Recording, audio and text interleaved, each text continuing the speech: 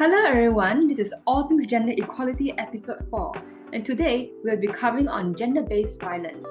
My name is Jessie and I'm the host of the day. And with me is a special guest, Kiran. Good morning, everyone. My name is Udita Kiran Kaur. However, you can just address me as Kiran. Firstly, I would like to say thank you for actually having me here today.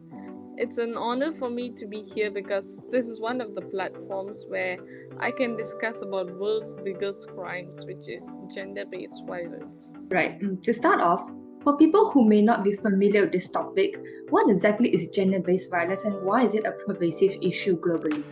That's a good question. Gender-based violence actually refers to violence directed towards an individual or group on the basis of their gender. It's a pervasive issue because this problem does not affect women but also men.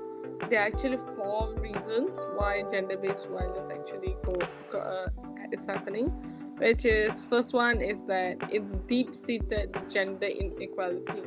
It is where actually social expectations are set on individuals based on their gender, which actually leads to violence and discrimination.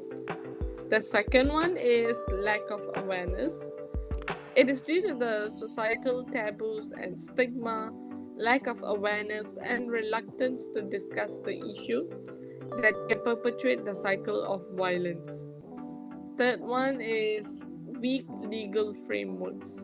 It is where laws protecting victims are lacking or they are not adequately enforced, which actually leads to the next reason, which is lack of support services, which can actually leave victims with limited options for escaping abusive situations. Now, upon understanding the reasons, what are the most common forms of gender-based violence and how do they manifest in different cultural contexts?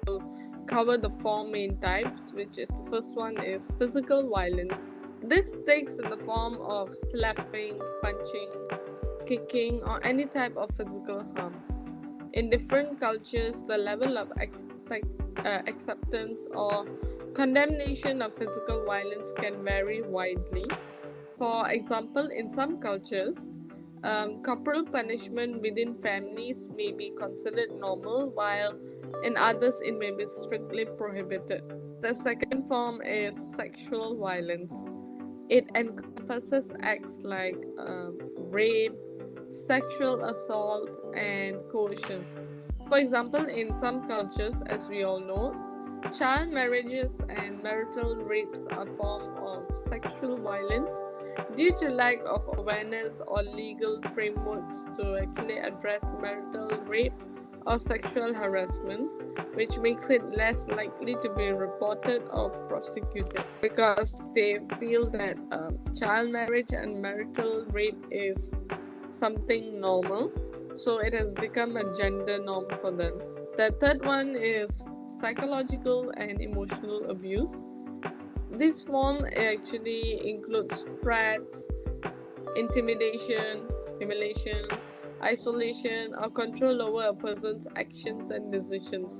One main form is like gaslighting, which actually involves manipulating someone into actually doubting their own reality, which is also an example of emotional abuse. An example is like how some cultures they place a strong emphasis on maintaining family honor, which can actually discourage victims from reporting abuse.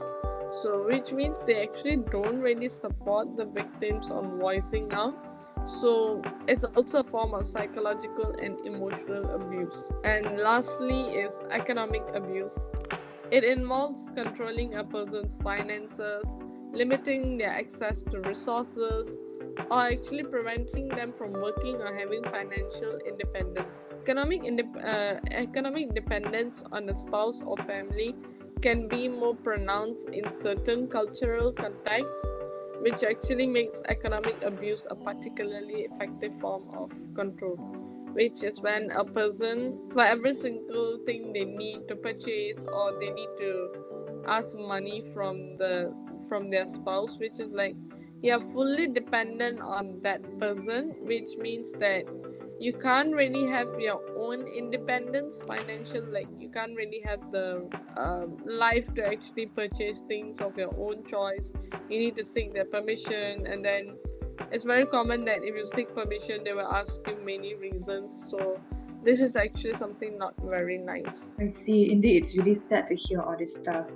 And look at this issue, how can individuals, organizations, and community work together to raise awareness about gender-based violence and provide support for the survivors? I will cover like 4 main ways that we actually as individuals, organization can and communities can provide support for survivors.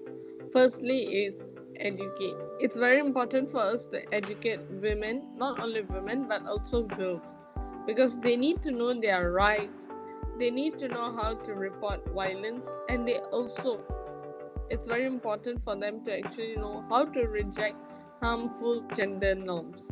So education is actually very important, but it's only not important for women but also for men, because men also need to know how patriarchal structures create these harmful gender norms, and actually how their behavior can contribute to unhealthy dynamic. Moreover, communities also need to know that gender-based violence, what does it look like, and how to react when they actually see it. And facilitators also need to know the root causes of gendered violence at a national, regional, and community level. Second one is that it's very important to understand the root causes of gender-based violence. For instance, I will give you a situation where a man is too stressed in their working environment, and then they come home. So in a form to actually release stress, they will actually physically assault their spouse, which is also slightly known as tantrum. Just like as kids we throw tantrums when we were young. So yeah, it's also the same for adults. In your opinion, do you think we should believe the victims? Oh yes, it's very important for us to believe. This is where actually my third point comes in, is that we should believe and support the survivors. It's actually important to believe them, because due to the trauma they have faced, and sometimes they also don't even have emotional support from their families. And most importantly, some of their families actually would suppress their voice due to the fear of society's scrutiny. That means they feel like, oh, what will society think? So it's very important to believe and support them, because as a victim, it's not easy to actually voice out and stand for yourself. I agree. In this context, how do we know if the victims are speaking the truth? There is a way. Actually, they would go through proper analysis by a psychologist, where the psychologist will actually evaluate their behavior by the Healing After Gender-Based Violence scale. The scale was developed to measure the holistic recovery processes of women identifying survivors of gender-based violence. The scale actually asks survivors to evaluate a series of statements based on their perceptions of their lowest point and how they currently feel. So these scale response options actually create lowest point, current feelings, different scores to actually evaluate the healing outcome cross-sectionally.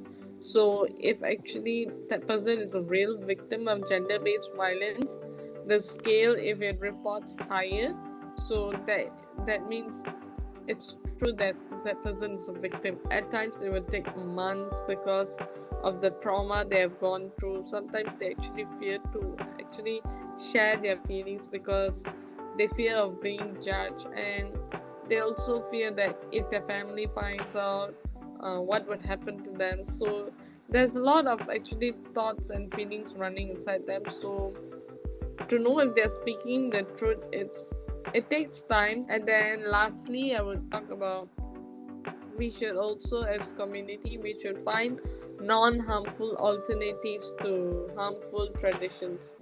For example, genital mutilation. Many countries where girls go through genital mutilation to symbolize that they are going through the phase of womanhood, which is actually not necessary, because there are other traditions that you can carry out to know that if the girl is going through the second phase of life. I agree. I believe there's like a misconception in regards to this issue that this is an issue only faced by a third world country. But in reality, it happens to everywhere and anyone regardless of social status. And in fact, even in 2018, the World Health Organization has confirmed that gender-based violence affects 161 countries. However, it is really amazing to see that there are many organizations taking part to reduce this issue. Which brings me to the last question.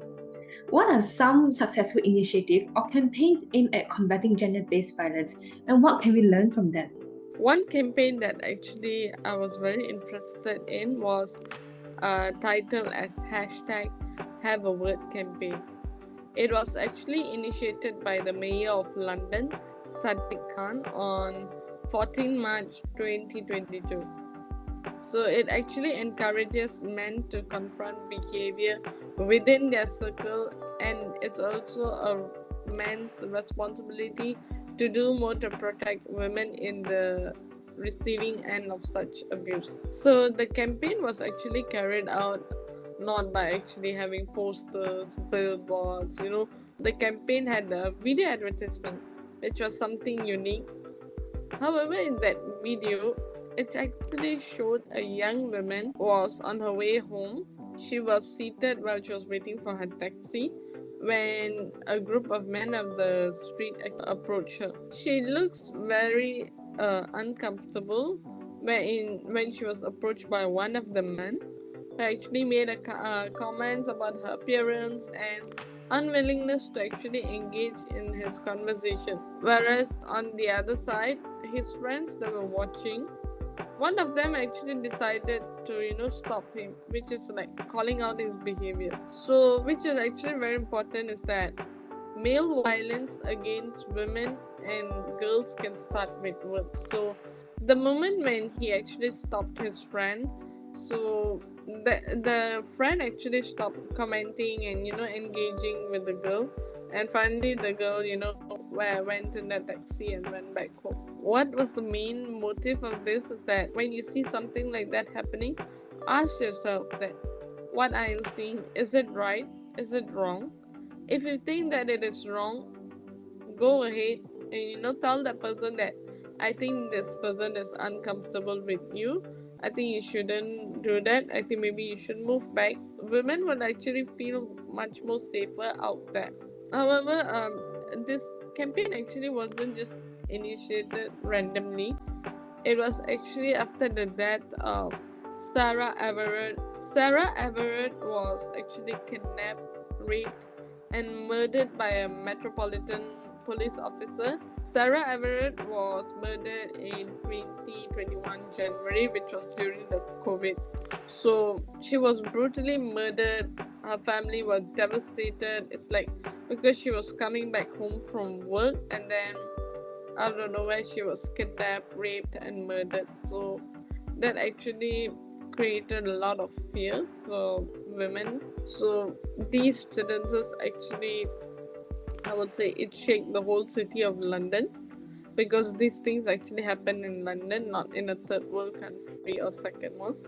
So it's very important that we know that gender-based violence not only exists in third world countries, it can actually happen anywhere. It's just based on how you educate people. So as I mentioned, that it's very important to educate what is right, what is wrong, how to approach the opposite gender. What we can learn from this campaign is that if you see something wrong is going on, if you feel that person is misbehaving, you should go ahead and put a stop to it, not wait before something bad happens, before that person loses her life. I agree. It is saddening to hear, especially with the case that you mentioned and how it has a grave consequences on humans' life. And I think that's why it's all the more important for us to fight for equality and support individuals in need.